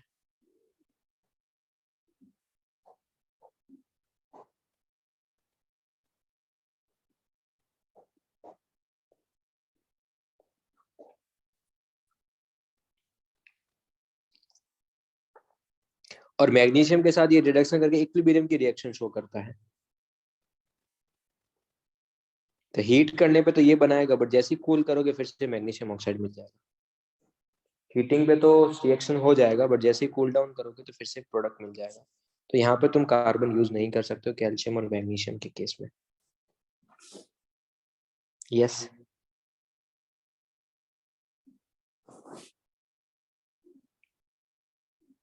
तो ये कार्बन और CO का हो गया इलिंगम डायग्राम के बेसिस पे। अब जिनका कार्बन, एक चीज तो मैंने तुमको बता के रखा है, कार्बन सबको रिड्यूस कर सकता है, हायर टेम्परेचर पे सबको रिड्यूस कर सकता है, बट वो इकोनॉमिकल भी होना चाहिए। मेटल का एक्सट्रैक्शन ये नहीं है कि जो मेटल ऑब्टेन हो रहा है उसका प्राइस कम है और उसको ऑब्टेन करने में जो अपन ने एक्सट्रैक्शन के प्रोसेस किए हैं वो ज्यादा हो गया। मेटल ऑब्टेन जो कर रहे हैं वो 1000 रुपीज का ही है और उसके प्रोसेस में अपन ने 3000 रुपीज लगा दिए, तो इकोनॉमिकल नहीं है। तो वैसा नहीं कर सकते हो। इसके लिए क्या करना पड़ेगा, हाई टेम्परेचर के लिए डेफिनेटली प्राइस भी ज्यादा होगा, तो उसको अवॉइड करने के लिए अपन it is not necessary carbon भी यूज करो, कोई और मेटल्स भी यूज कर सकते हो। या फिर कुछ मेटल जो है नॉर्मल टेम्परेचर पे, certain metal oxides can not be reduced by the carbon because of the affinity of oxygen for metal is greater than the affinity of carbon. कौन कौन है? वैसे दो है तुम्हारे पास, एक है क्रोमियम और एक है Mn। तो जिनका कार्बन से नहीं हो रहा उसका एल्यूमिनियम से कर लो, एल्यूमिनियम काफी अच्छा रिड्यूसिंग एजेंट है और मोस्ट अबंडेंट मेटल भी। एल्यूमिनियम क्यों यूज कर रहे हैं? क्योंकि वो इजीली अवेलेबल भी है। पूरा जो भी तुम्हारे पास अर्थ की क्रस्ट में जो मोस्ट अबंडेंट मेटल है वो है एल्यूमिनियम।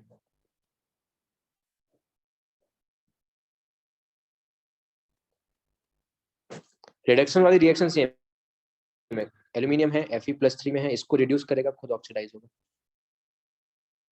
फिर से वही, इसको रिड्यूस करेगा खुद ऑक्सीडाइज होगा।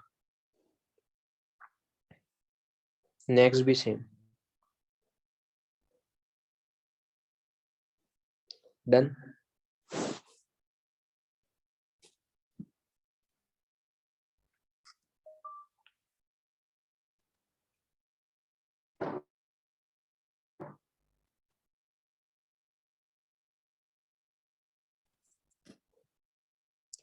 क्लियर ये वाला प्रोसेस सबको?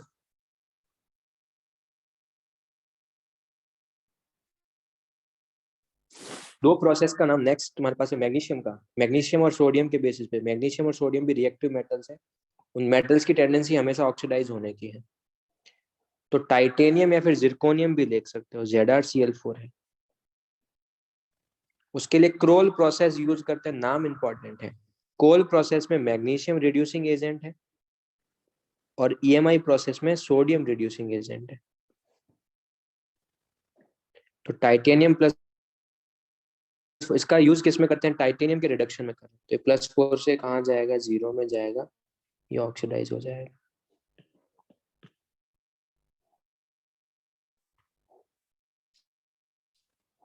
डन। तो क्रोमियम और मैमन में किसका यूज कर सकते हो, एल्यूमिनियम का। टाइटेनियम और जिरकोनियम में तुम यूज कर सकते हो मैग्नीशियम का। क्या ये पॉइंट सबको क्लियर?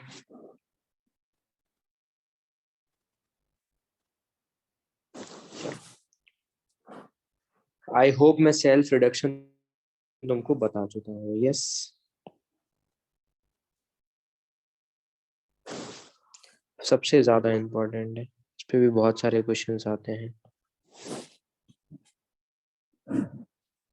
वही सेम जो अभी बताया था, देखो HgS है, -2 में है, तो -2 से वो जाएगा 0 में, सॉरी -2 से वो जाएगा, -2 में है यहाँ पे सल्फाइड सल्फर, और ये 0 में है। सल्फर +4 में जाएगा, ऑक्सीजन -2 में जाएगा।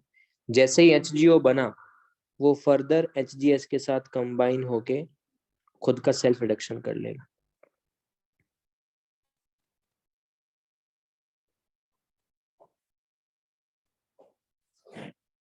तो मैं यहाँ पर फिर से लिख लेता हूँ। लेट्स से तुम्हारे पास PBS है, तो PBS O2 के साथ रिएक्शन करके पहले क्या बनाएगा, पहले बनाएगा सर PBO बनाएगा और SO2 बनेगा। और ये सॉरी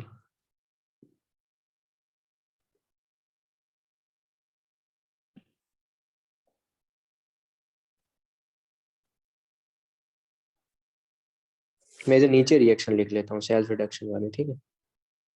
यहाँ पे सबसे पहले क्या होगा, अगर तुम्हारे पास PBO है, PBO sorry PBS not PBO, PBS O2 के साथ O2 के साथ रिएक्शन करेगा और तुम्हारे पास सबसे पहले बनाएगा PBO बनाएगा और SO2 बनाएगा। और ये PBO फर्दर PBS के साथ कंबाइन होके इसका फर्दर रिडक्शन होगा और SO2 बनेगा।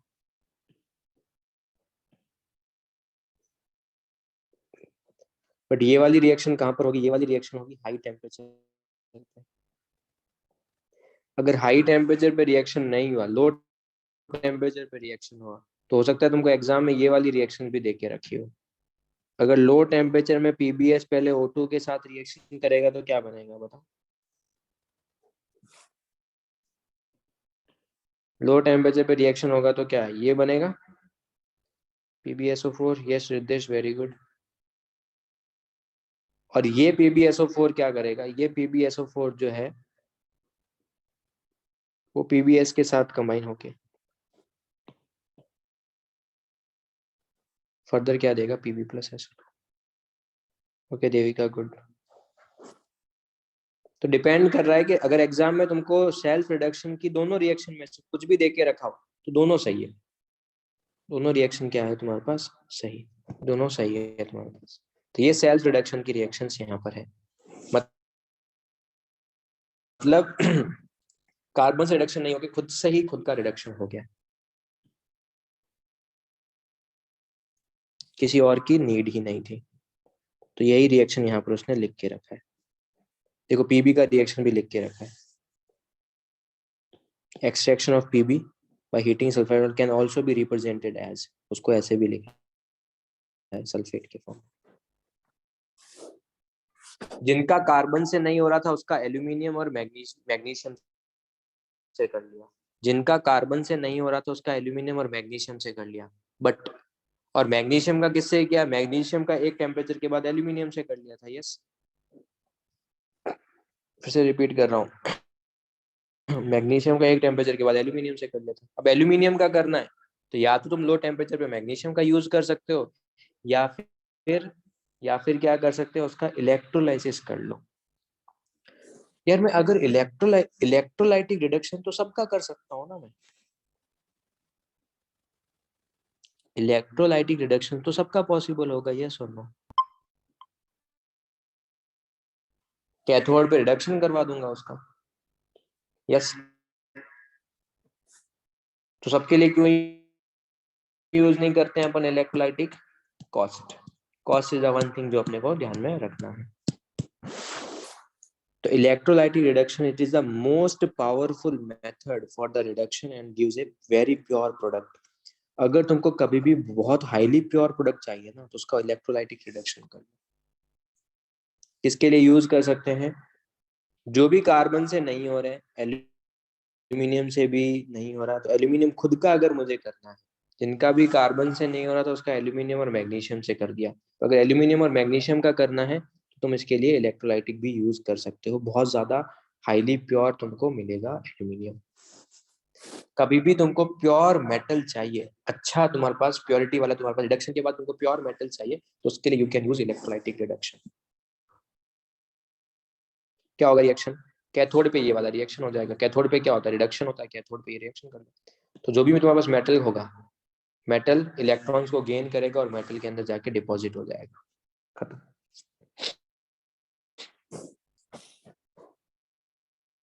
क्या ये पॉइंट सबको क्लियर?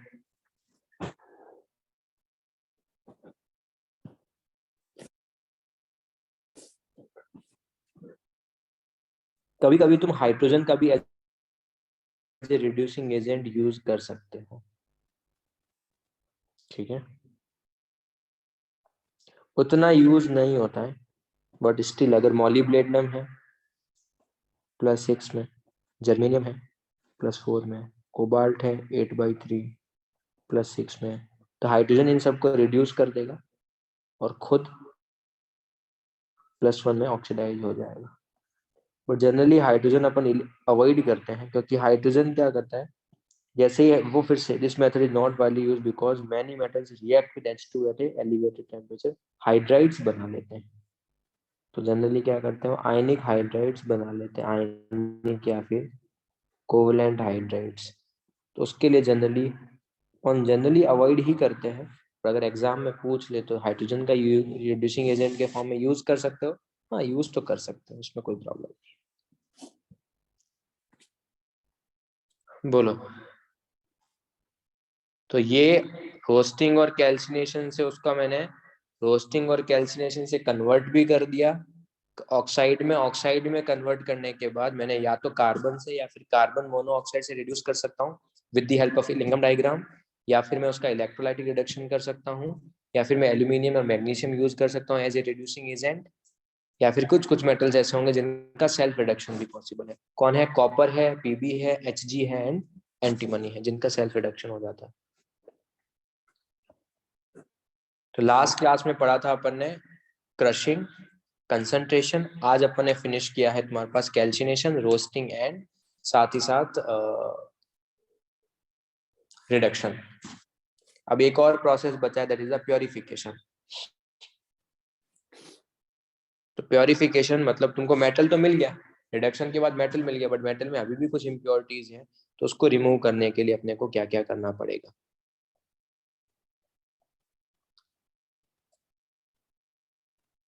ब्रेक ले ले थोड़ा सा, यस चलो। तो लेट्स टेक 5 मिनट्स का ब्रेक, उसके बाद पूरा प्योरिफिकेशन भी खत्म कर सकते हैं क्या, या नेक्स्ट टाइम में। बट तुम लेक्चर 1 और 2 पूरा रिवाइज करके आओगे तो तुमको थर्ड लेक्चर में कुछ भी पढ़ने की नीड नहीं है। जिसको 1 और 2 क्लियर है वही सेम चीज 3 में रिपीट होगी। तो नेक्स्ट लेक्चर में क्या करेंगे, अपन एक्सट्रैक्शन करेंगे। तो अगर मैं कॉपर का एक्सट्रैक्शन कर रहा हूँ तो मुझे देखना पड़ेगा, अच्छा मैं कॉपर का एक्सट्रैक्शन कर रहा हूँ तो कॉपर के एक्सट्रैक्शन में अपने को कौन कौन से स्टेप्स यूज करने हैं। जो चीज पढ़ी है वही सेम चीज तुम ही मुझे बताओगे कि हाँ कॉपर का लेट्स से सल्फाइड है तो फोर्थ रोटेशन करेंगे, सल्फाइड है रोस्टिंग करेंगे, कॉपर का सल्फाइड है तो डेफिनेटली क्या होगा, उसका सेल्फ रिडक्शन होगा। उसके बाद अभी प्योरिफिकेशन के मेथड पढ़ाऊंगा तो उससे तुमको आइडिया लगेगा कि प्योरिफिकेशन से मुझे क्या करना है। डन, बोलो।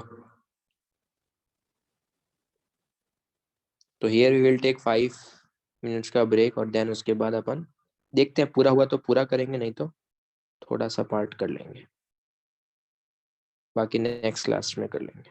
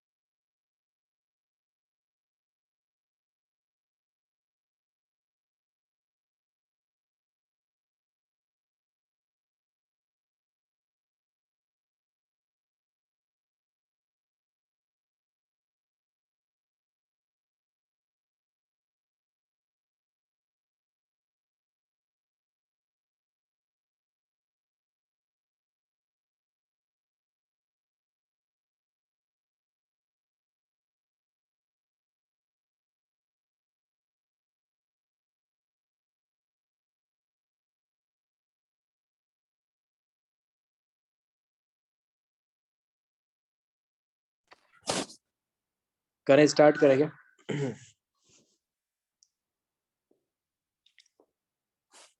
ओके, मेटल जो तुमको ऑब्टेन्ड हुए ना, still contain some objectionable substance and have to be refined. उसकी रिफाइनिंग भी जरूरी है, ऐसा नहीं कि अपन अभी उसका रिफाइनिंग नहीं करेंगे, अभी उसका रिफाइनिंग भी करना पड़ेगा, अभी और भी इम्प्योरिटीज उसके अंदर बची है। तो उसके लिए मेटल की जो भी फिजिकल और केमिकल प्रॉपर्टीज है उसके बेसिस पे वी विल डिसाइड कि अपने को क्या करना है, कौन सा प्योरिफिकेशन मेथड जो है वो यूज करना है। सबसे पहला है लिक्वेशन प्रोसेस। लिक्वेशन प्रोसेस के लिए क्या यूज करेंगे? This method is use for the refining of the metal having the low melting point and associated with the high melting impurities. उनका खुद का मेल्टिंग पॉइंट कम होना चाहिए और जो भी इम्प्योरिटीज है उसका मेल्टिंग पॉइंट क्या आना चाहिए, ज्यादा। तो ये वो है मेनली अपने को ध्यान रखना है PB, SN and HG. HG का मेल्टिंग पॉइंट कम होता है क्योंकि उसके पास वैलेंस इलेक्ट्रॉन है नहीं, डी के कोई वैलेंस इलेक्ट्रॉन है नहीं, तो उसके अंदर लेस मेटेलिक बॉन्डिंग होती है।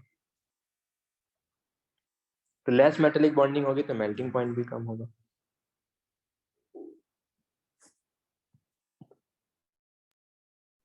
The impure metal is heated on the sloping hearth of furnace.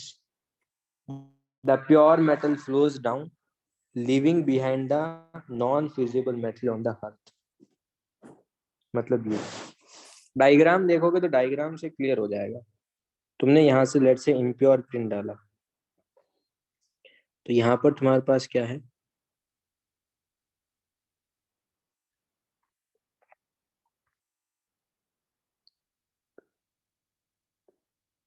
एक मिनट।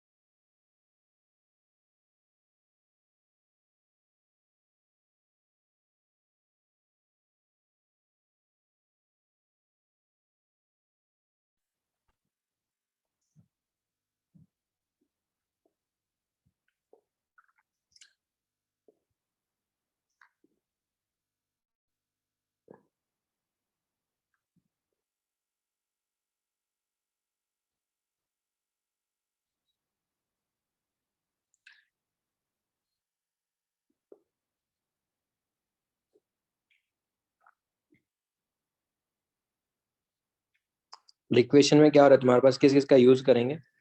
तो लेट से तुमने यहाँ से क्या करा, ऐसे नोट डाला, तुमने यहाँ से ऐसे नोट डाला और तुमने यहाँ पे इसको यहाँ पर हीट अप करके रखा,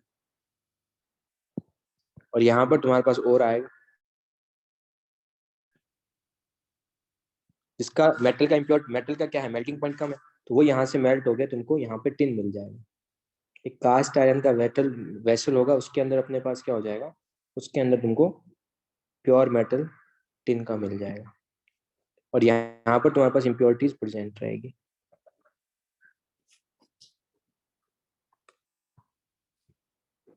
ठीक है, सर हम्म सर वो जो स्क्रीन लेबल हुआ है ना वहाँ, वो आप थोड़ा क्लैरिफाई दिखा सकते हो? कौन सा स्क्रीन लेवल बचे? उस डायग्राम में वो स्क्रीन जो है, मतलब मतलब जो स्क्रीन लिखा है, अच्छा उसका कुछ यूज नहीं है।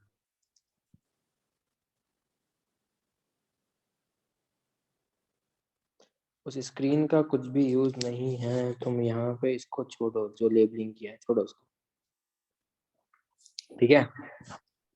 तुमने ओके हीट सर। अप किया, मेल्टिंग पॉइंट क्या है, मेटल्स का कम है, तो वो तुम्हारे पास मेल्ट होके तुमको कास्ट आयरन के वेसल में ऑब्टेन हो जाएगा, और स्लोपिंग हर्ट्ज पे तुमको इम्प्योरिटीज मिल जाएगी। किस किस के लिए यूज कर सकते हो? मेल्टिंग पॉइंट में डिफरेंस होना चाहिए, फर्स्ट थिंग। दोनों के मेल्टिंग पॉइंट में क्या होना चाहिए? डिफरेंस होना चाहिए।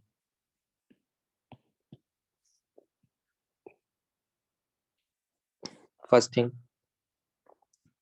किसके लिए यूज करेंगे? मेल्टिंग पॉइंट मेटल का कम होना चाहिए, जो भी इम्प्योरिटीज उसका ज्यादा होना चाहिए। किसके लिए यूज करेंगे? टिन के लिए, लेड के लिए, एचजी के लिए। तो टिन में इसकी इम्प्योरिटीज होती है, the impure tin metals contain the tungsten की इम्प्योरिटीज। तो वही इसने पूरा का पूरा यहाँ पर एक्सप्लेन करके रखा है। और यहाँ से जो टिन ऑब्टेन होगा, इसको अपन बोल रहे हैं पिग टिन।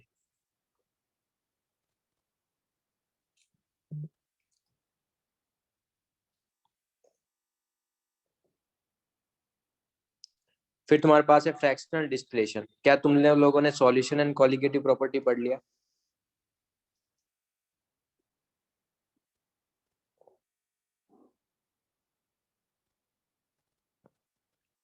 तो सॉल्यूशन एंड कॉलिगेटिव प्रॉपर्टी में तुमने फ्रैक्शनल डिस्टिलेशन पढ़ा होगा। तो जिसका बॉइलिंग पॉइंट कम है, तो उसको वेपोराइज करना इजी या डिफिकल्ट? जिसका बॉइलिंग पॉइंट कम है, तो उसको वेपोराइज करना इजी या डिफिकल्ट? उसको वेपोराइज करना इजी। तो अगर सपोज लेट से इम्प्योरिटीज और मेटल है, उसके अगर बॉइलिंग पॉइंट में डिफरेंस है, तो तुम इस मेथड का यूज कर सकते हो, fractional distillation. This method is used to purify those metals which themselves are volatile and impurities are non-volatile, और vice versa। या तो impurities तुम्हारे पास volatile हो, मेटल नॉन वोलेटाइल हो, फिर मेटल नॉन वोलेटाइल हो, impurities तुम्हारे पास volatile हो, उसके लिए यूज कर सकते हो। जिंक, कैडमियम और एचजी, इनका बॉइलिंग पॉइंट बहुत कम होता है, वेरी लेस बॉइलिंग पॉइंट। ये मैं डी ब्लॉक में पढ़ाऊंगा कि बॉइलिंग पॉइंट कम क्यों होता है, बिकॉज उनकी मेटालिक बॉन्डिंग कम होती है।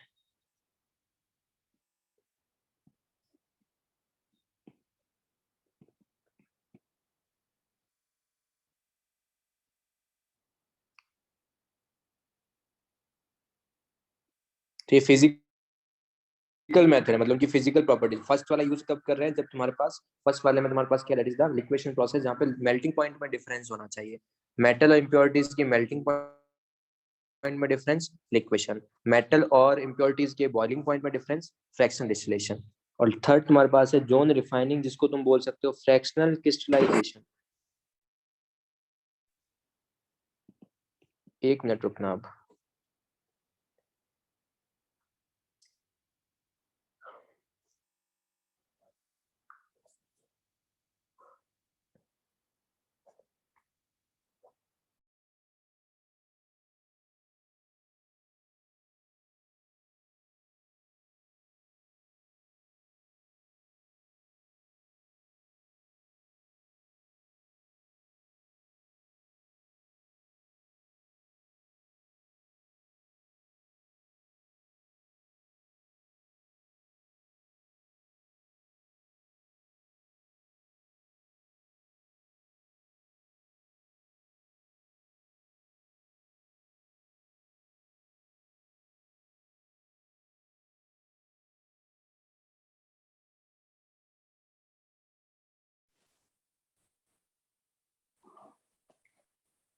Hello, am I Audible?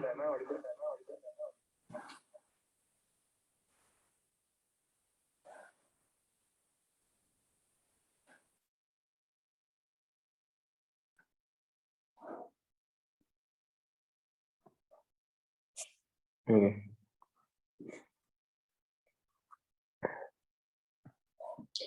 ये एक बार वीडियो This देखो। technique works on the principle that the impurities have higher solubility in the molten metal as compared to that in the solid metal. This difference in the solubility of impurities makes it possible to segregate the impurities in the metal to be refined. Let's now understand how the process of zone refining is carried out. For the process, a rod of impure metal is taken. This rod is placed in a tubular zone refiner. Inside the refiner, an inert gas environment is maintained.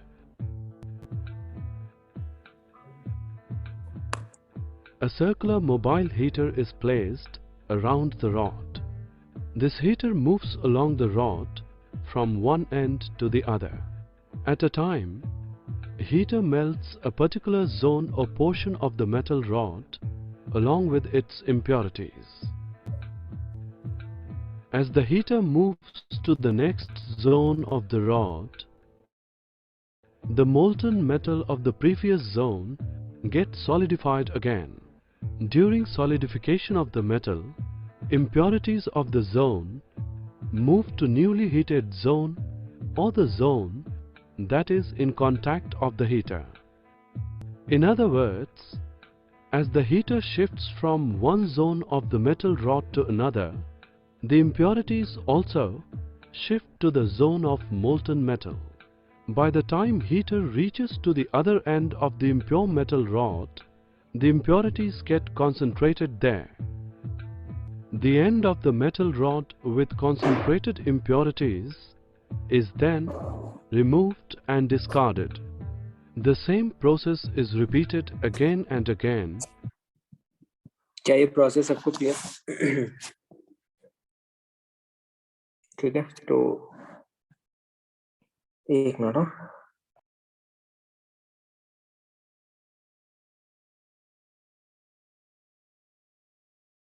Video, hello, इसका video के through ज्यादा अच्छे से समझ में आता है, इसलिए मैंने वो वीडियो दिखाया कि इम्प्योरिटीज जो है वो it is more soluble in the molten part as compared to solid part. ये एक्चुअल में डिफरेंस है।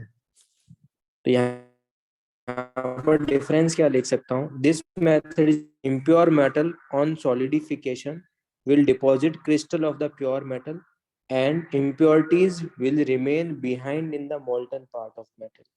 Impurities is more soluble in molten part as compared to solid part.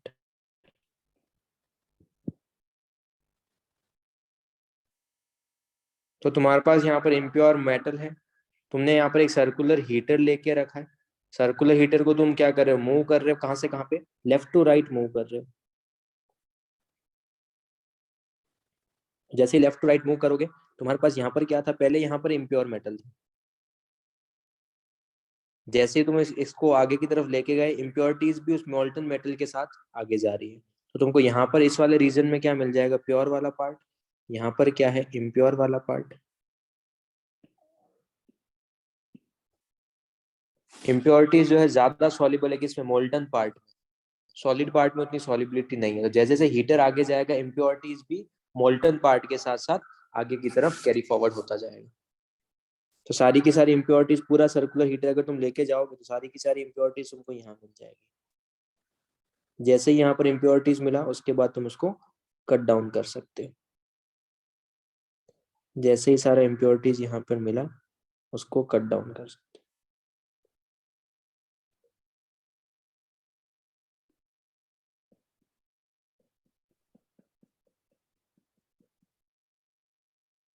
Sir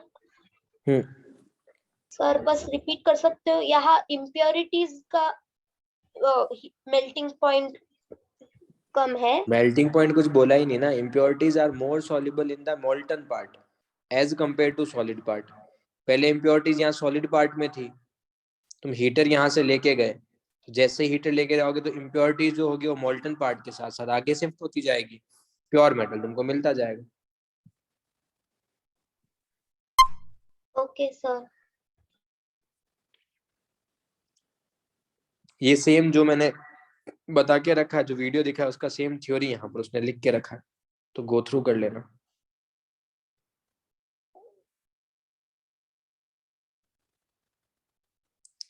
तो आज के लिए इतना ही। इसका जो केमिकल मेथड है प्योरिफिकेशन के, that we will see in the next class. किसी को यहाँ तक कुछ डाउट है तो पूछ लो।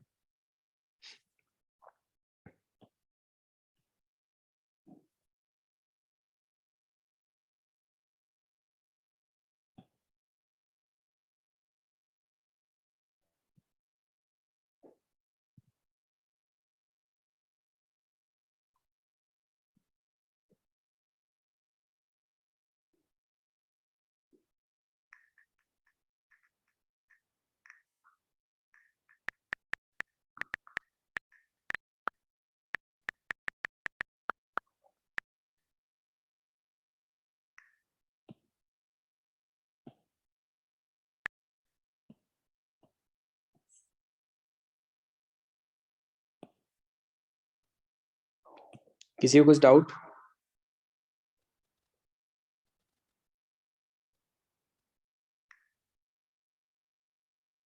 बोलो।